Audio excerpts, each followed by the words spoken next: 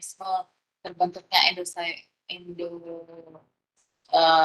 mekanisme endositosis, di mana endosom ya atau kantong ya, kantong sel atau sel ya seperti kantong sel yang ditumpangi oleh virus ya. Jadi numpang virus di situ, untuk akhirnya dia sampai ke nukleus, mengalami proses replikasi virus atau kebanyakan virus, kemudian keluar dari sel ya melalui proses budding ya, sampai akhirnya menginfeksi sel-sel tetangganya ya. Nah, ini nanti kalian bisa baca lebih detail di sini. Saya juga sudah cantumkan referensi kalau Anda tertarik ya, tahu lebih lanjut. Oke. Nah, lanjut ke African Swine Fever. Dia disebabkan oleh African Swine Fever virus, memiliki morbiditas dan mortalitas yang tinggi. Jadi morbiditas itu adalah angka kesakitan ya. Jadi jumlah hewan yang sakit dibagi dengan jumlah hewan yang berisiko ya. Kemudian mortalitas juga tinggi. Kalau mortalitas itu artinya angka kematian ya.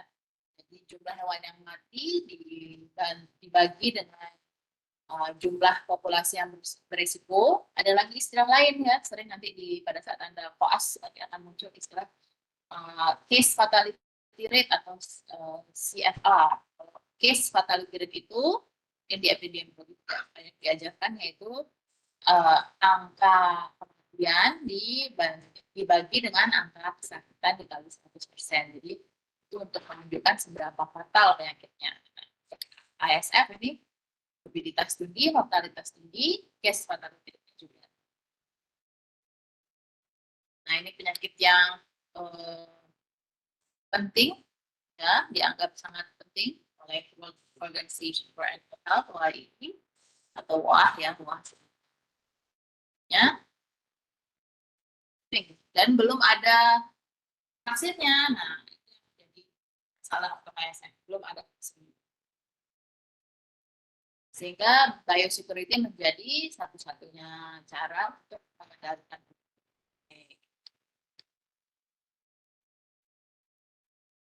Cara penularannya itu direct kontak ya, jadi kontak langsung antara hewan sakit atau belum terinfeksi ya. Bisa dari babi domestik atau babi liar ya. Kalau indirect contact melalui bahan pakan atau alat-alat yang terkontaminasi vomits atau muntahan atau daging yang tidak dimasak dengan baik yang terkontaminasi virus ya, atau juga bisa melalui faktor ya. Faktor arthropodanya itu zootic species yang berasal dari genus Ornithodomus. Tapi penularan melalui faktor arthropoda Ornithodomus itu belum dilaporkan di Indonesia. Ya, di Afrika yang ya, melalui caplak lunak Ornithodomus ya. Tapi sekali lagi kalau di Indonesia itu belum dilaporkan. Nah, virusnya itu stabil ya. Di lingkungan dia stabil, dia cukup resisten terhadap temperatur tinggi. Jadi untuk menginaktivasi itu perlu suhu yang tinggi, cukup tinggi ya, 60 derajat Celcius selama 20 menit ya. Nah, kalau infeksi dan babi domestik ke babi domestik yang lain itu diduga sebagian besar terjadi karena penularan melalui saluran pernapasan, karena babi domestik itu dilaporkan itu mengeluarkan virus dari semua sekresi tubuhnya ya, jadi sekresi saluran pernapasan, sekresi saluran cerna ya, urin ya, dan paling banyak konsentrasinya itu melalui atau dia mengeluarkan virus itu paling banyak itu melalui oronasal fluid, cairan dari oral dan tubuh. Oke. Oke, dan sekali lagi virusnya sangat persisten di lingkungan ya, di darah, di jaringan setelah orang tersebut mati ya.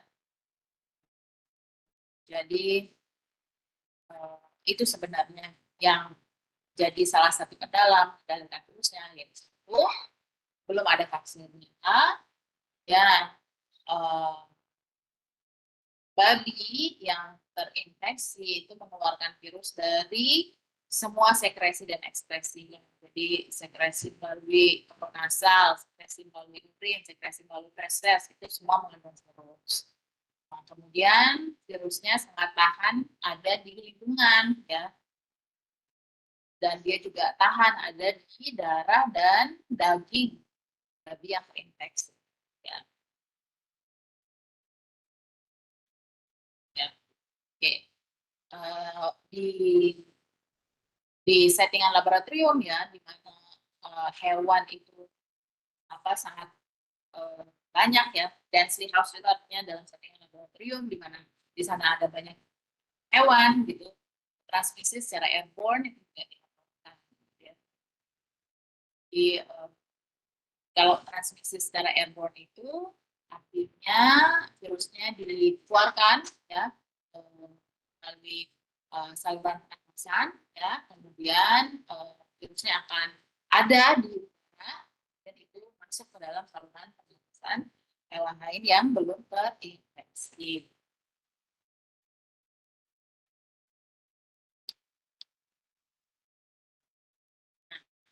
Jadi ini penyakit yang sangat ya, cepat kejadiannya, sekali kejadiannya cepat. Di peternak itu seringkali tidak ada gejala yang muncul, kemudian hewan tiba-tiba mati. Jadi paginya masih dikasih makan oleh peternak, siangnya sudah mati. Itu kejadiannya bisa seperti itu, bahkan sering seperti itu. Ya, ini namanya kejadian perakut ya, mortalitasnya 100%. Dia menyebabkan hemorrhagic fever, ya. Semua babi umur dengan rentang umur berapapun, ya, maksudnya dia sangat peka terhadap infeksi, ya, infeksi akut itu disertai demam, anoreksia ya, letargi, pelemahan, ya, diare, ya, atau konstipasi juga bisa ada abdominal pain, dan bisa melihat adanya gejala hemorragik, ya. Respiratory distress juga bisa. Nah ini nasal and conjunctival discharge ya, leleran dari hidung, dari konjungtiva, bisa ada aborsi juga di ya, kematian bisa muncul 7 hingga 10 hari pasca ada klinis ya. Jadi tergantung daripada strain virus. Kalau strain virus yang menginfeksi sangat virulen, maka kejadian kematian sangat cepat. Atau juga dosis virus atau jumlah virus yang menginfeksi hewan tersebut ya, babi tersebut. Kalau dosis virus atau jumlah virus yang menginfeksi banyak, maka kejadian kematiannya bisa terjadi sangat cepat ya. Nah, kalau strain virusnya virulensinya moderate ya, sedang sudah akut, bisa berminggu. Ya. Ada juga infeksi kronis ya, mortalitas rendah. Jadi ada intermittent atau demam yang tidak terlalu tinggi, kehilangan makan, dan melihat mengalami depresi, ya. Nah, hewan yang terinfeksi secara persisten atau dalam jangka waktu yang lama itu justru berbahaya ya, karena dia tidak menunjukkan klinis, tapi kemudian dia menjadi sumber infeksi yang penting.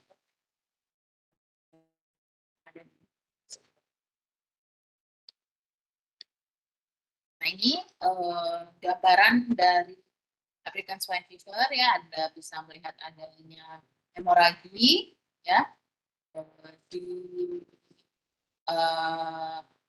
bagian bawah ya, bawah dari babi tersebut di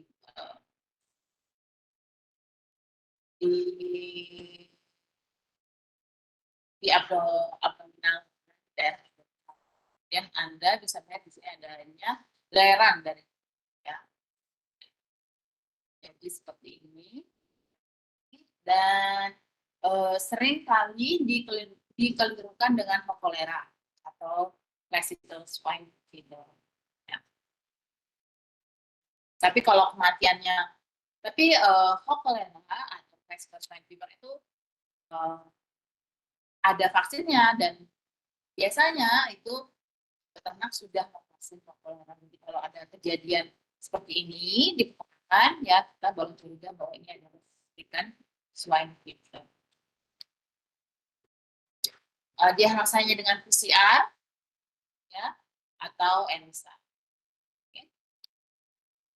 Nah, karena tidak ada vaksin, berarti yang berperan paling penting adalah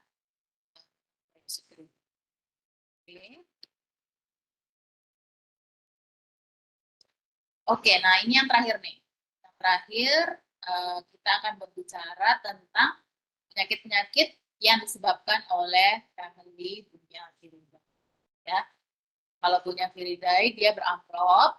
Kalau African swine fever tadi beramplop juga ya. Jadi untuk desinfeksi Anda bisa menggunakan deterjen atau menyarankan peternak untuk menggunakan deterjen yang menyemprot kandang dengan deterjen. Ya, jadi bisa deterjen apa saja.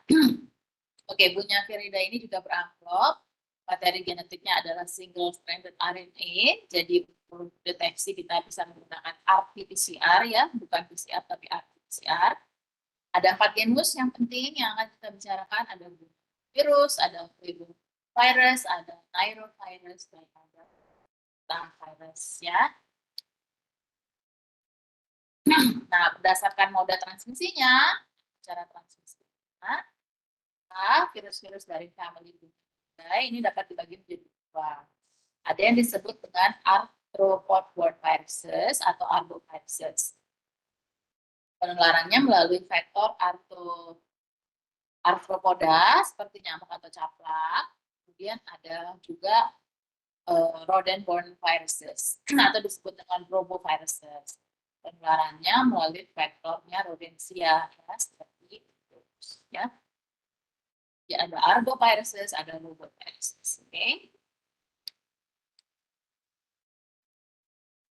Nah, secara umum penyakit yang disebabkan oleh infeksi virus dari family Bunia viridae ini disebut dengan viral hemorrhagic fevers atau VHFs.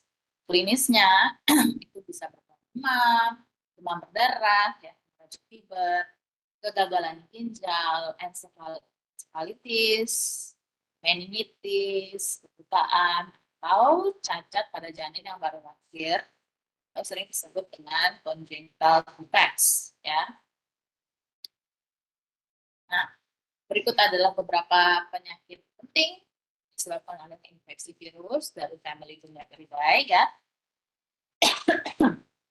Jadi ini untuk pengetahuan Anda saja ya, yang beberapa penyakit penting yang mungkin beberapa tidak Anda temui di Indonesia ya, tapi penting sebagai pengetahuan umumnya. Nah, yang ditulis tebal ini mengindikasikan manifestasi klinis dari penyakit.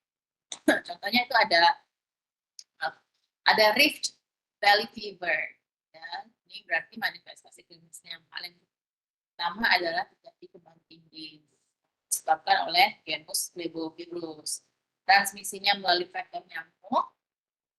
Wabah besar itu dilaporkan di manusia, domba, dan lain di sub-Sahara Afrika dan di Arab. Ya. Kemudian ada Crimean Congo hemorrhagic fever. Berarti ini demam berdarah klinisnya ya, hemorrhagic fever. Disebabkan oleh genus nairovirus, transmisinya vektornya caplak kalau ini. Nah, bisa menginfeksi hewan dan manusia, tapi hanya manusia yang sakit atau klinis ya, tapi dia bisa zoonotik. Oke. Kemudian ada lagi yang disebut dengan hemorrhagic fever with renal syndrome, disebabkan oleh genus hantavirus. Ya, jadi berarti klinisnya adalah demam berdarah dan juga kegagalan ginjal. Ya, disebabkan oleh faktor Rodentia typhus, wabah terjadi di Eropa tahun 1950. Ada lagi yang namanya hantavirus pulmonary syndrome. Nah, ini berarti terjadi pneumonia ya, gangguan paru-paru, ya, pulmonary syndrome.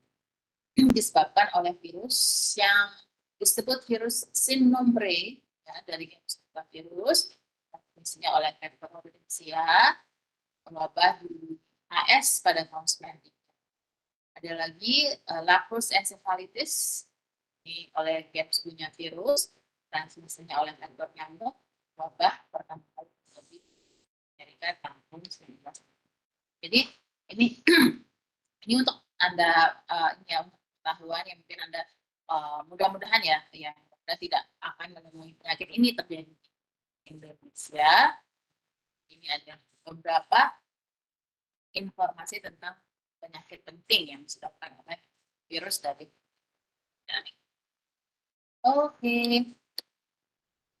Nah, patogenesanya itu dapat dibagi menjadi dua ya. Patogenesa pada vektor, ya, bisa tadi caplak atau nyamuk atau rodensia, dan patogenesa pada host utama, ya, manusia. Nah, contoh yang dijelaskan berikut ya adalah patogenesa infeksi Bunyaviridae dengan vektor arthropoda. Jadi patogenesa pada vektornya itu yang terjadi adalah infeksi virus dimulai pada saluran pencernaan. Setelah beberapa hari tertentu, virus akan muncul pada kelenjar saliva vektor, ya, lalu kelenjar saliva dengan peranan penting, dan saliva dari vektor virus, ya, kemudian bila vektor menggigit host manusia atau hewan, virus yang terdapat di saliva akan menginfeksi manusia atau hewan. Nah, patogenesa pada hewan atau manusia, pada saat vektor menggigit, virus yang terdapat pada saliva vektor akan masuk ke dalam kapiler darah atau kapiler limfa. Dan virus bereplikasi atau banyak buktinya pada jaringan endotelium, kulit atau virus. Setelah replikasi, virus menyebar melalui mekanisme yang disebut dengan virennya, ya. Jadi virennya adalah virus yang masuk ke dalam sirkulasi darah, masuk ke organ-organ dalam tubuh. Ya. Dan terjadilah kerusakan organ karena invasi langsung dari virus atau akibat reaksi imun dari tubuh. Itu terjadi reaksi inflamasi.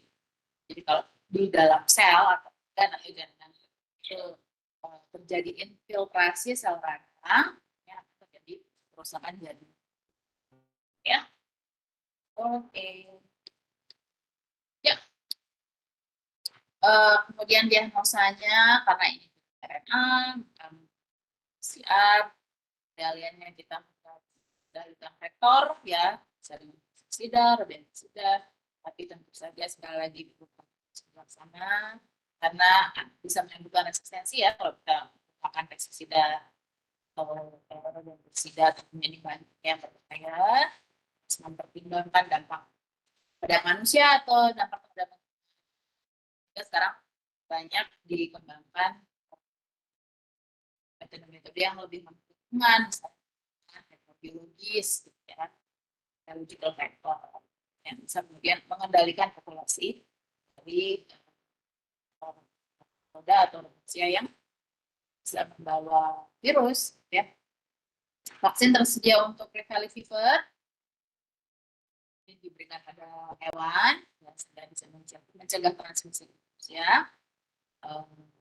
Vaksin untuk hemorrhagic fever with renal syndrome diberikan di manusia. Kita juga bisa lotion nantinya, ya, cara tradisional seperti itu. Nah, karena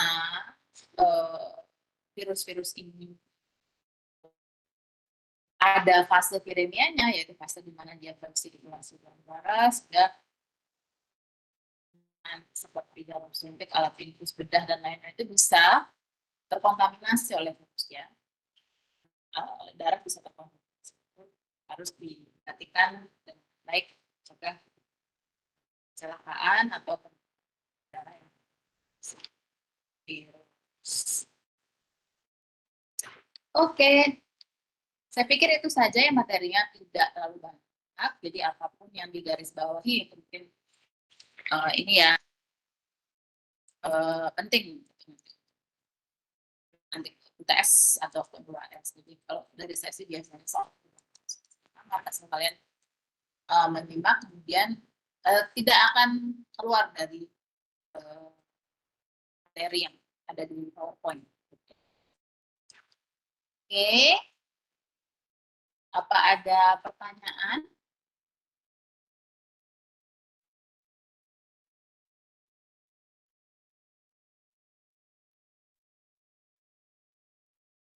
Apa ada pertanyaan?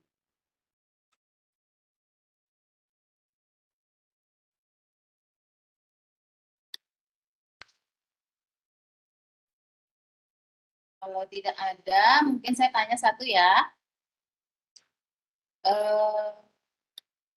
Coba Anda